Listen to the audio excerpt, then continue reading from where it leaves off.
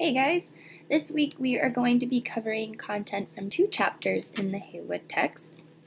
Chapter 2 is Theoretical Perspectives in Motor Development, so I'm going to split this PowerPoint into two videos, and the third video will be based on Chapter 3, which is looking at principles of motion and stability. So contemporary or current research in motor development is more rooted in the ecological perspective. We kind of introduced this in last week's module where we talked about Newell's model of constraints and how there's an interaction between the individual, the task, and the environment. So that's kind of where motor development theories are stemming from now, which will be one of the last theories we review in this module. However, reviewing more historical approaches can be helpful in having a better understanding where ideas in motor development stemmed from, and then how those ideas have evolved over time as we've done more research and then learned more just in general about the body. So when you think about the scientific method, all research begins with an observation. And then from that observation, we can generate a research question, develop some hypotheses, test those hypotheses with some experimental design, and then we can draw conclusions from those results. Now, when there's a recurring or repeated theme in those results, that's when we develop theories to help explain why those repeated occurrences are happening. So, theories provide us with a systematic way to explore and explain different phenomena. In this class, we're particularly interested in exploring and explaining why developmental changes occur, and then also what drives these changes in humans throughout the lifespan. The theories we'll be discussing have foundational roots in developmental psychology. So developmental psychologists were kind of the first people to start observing development. Think more along the lines of like behavioral operant conditioning from your general psychology courses. So there's heavy influence from psychology. We also have some influences from embryology, which is the study of embryos in specifically the gestational periods of development. And then we also have big influence from more biological science areas, which are more concerned with genetics and heredity. So the existence of these theories help us to better understand how we might explain and interpret developmental changes that are observed or measured through various research protocols, and they can also help us make informed decisions on how we might further research development as we move forward with the times. So for each of our theories, we're going to be looking at three primary perspectives: the maturational perspective, information processing perspective, and the ecological perspective. Some of these perspectives have more specific branches of thought within the general perspective, but these branches are all commonly tied together by a central root of thought on how development is explained.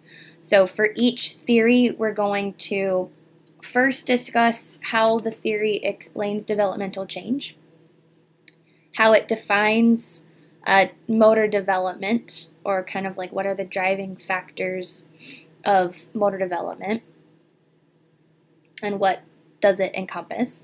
And then we'll also discuss like the time periods of when these theories were popular, any prominent figures or people who contributed to the development of those theories, and then some research examples just to give more of a tangible idea of where we get the theory from. So the first theory we're going to talk about is the maturational perspective. This is like the most historical approach that we have in motor development. And it explains developmental change as a function of maturational processes that control or dictate motor development. So in our Module 1 lecture, we referred to maturation or physiological maturation as being more specific to reaching reproductive maturity. Just so that we don't have as much confusion, the maturational perspective further identifies or defines maturational processes. So this part of our definition. Maturational processes are in particular reference to the development of the central nervous system, so brain and spinal cord, more specifically brain and spinal cord, and how the development of that nervous system controls motor development. So this perspective is going to draw from more biologically driven foundations when we consider where our roots are coming from. Maturationists would define motor development as being an internal or innate process driven by a biological or genetic time clock. So, in other words, a person's genetics and heredity are the primary factors that influence motor development, and the environment was seen to play a very small role in developmental trends. This perspective became popular in the 1930s, with prominent influence from Arnold Gesell and Myrtle McGraw. In the next two slides, we'll kind of talk about what their influences were to the major ideas that we see in this perspective. So Arnold Gesell believed that an orderly and invariable sequence of development corresponds with stages of evolution with heavy influence from hereditary factors. So, genetically driven development that was in a predictable and invariable sequence. We kind of still have this concept in our current definition of motor development. We did say it was an orderly sequence. Usually it's not reversible, right? And it is age-related, so as a person ages, there's this predictable order of skills that somebody should be able to develop. He did note in his research, though, that the rate at which people progress through the sequence of development could be variable. So while the order is predictable, when different motor skills appear or disappear, if we're looking at the possibility of disappearance of motor skills, that part was variable. Okay. He primarily defined or described motor development as an internal or genetically driven process, right? That's the hereditary factors playing in.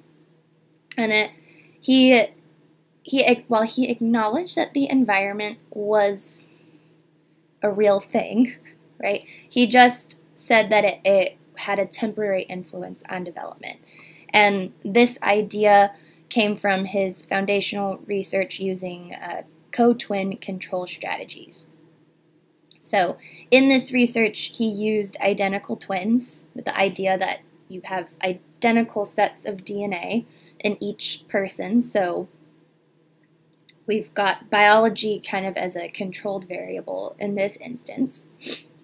And then one twin would receive training on a skill, which was referred to as assisted development. The other twin would be left to develop naturally. So they would just put that control twin in an environment and just let them do their stuff.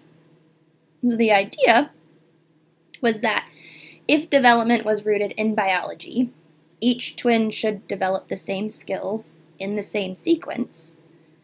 And if we look at changes or manipulations in the environment, then we could see what the role of the environment actually is in affecting the rate of development. Okay, so even though the environment is the manipulated variable in these research scenarios, it's not seen as the driving factor. Okay, so in a way, this was some of the foundational research that began the record of sequential motor milestones, which we'll end up talking about next week in early motor development. But the main takeaways from these co-twin control studies was that regardless of if a twin received training or not, they still did develop the same skills in the same order. So, in other words, biology is what is driving the achievement of developmental milestones, while the environment or the manipulated environmental conditions have potential temporary influence on the rate of development. Okay. But this introduced some ideas on how development might be considered as an interaction between the individual and the environment, but the main reason for development was still thought to be determined by biology. Myrtle McGraw was another prominent figure in the maturational perspective, and she believed that motor behavior or changes in motor behavior are associated with the development of the nervous system, again, biologically driven development. And so what her thoughts were is that increases in central nervous system maturity would act to trigger the appearance of new motor skills. In other words, it was thought that motor skills would just automatically materialize as that central nervous system matured. Okay. She also used twins in her research in attempts to kind of limit the variability from the individual aspect of development. And similar to Gesell's research, she would treat one twin as the control, where she would just stick them in an environment, and then the other twin was placed in a more challenging environment, which in her research was referred to as an enhanced experience that provided both challenges in motor and cognitive skills. So her primary conclusions were similar to Gesell's research in the respect that both twins develop the same skills in the same sequence. So again, we're saying biology, there's some type of clock that determines the sequence or order of motor skills and when they appear. But also similar to Gesell's research is the rate was different because their environments were different. Now, the way that her research differed from Gesell's research is that she had fraternal twins instead of identical twins. So her non-significant results in her research were primarily kind of noting that the limitation could have been because the twins weren't completely genetically identical.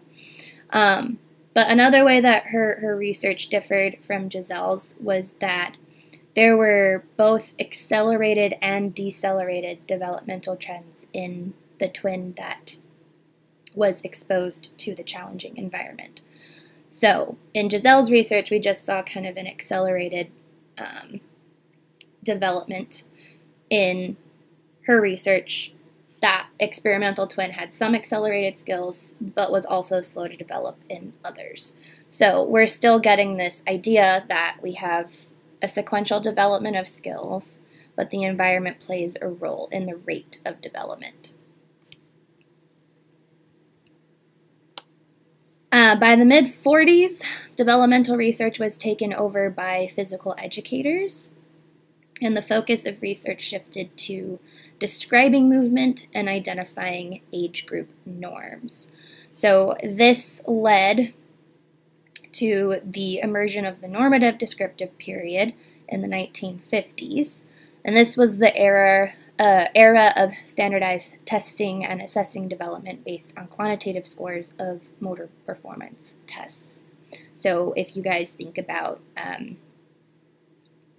don't even know what they call them anymore, but when you're in grade school and they have you do the shuttle run, or you have to do push-ups and sit-ups and run a mile, and then they record your time.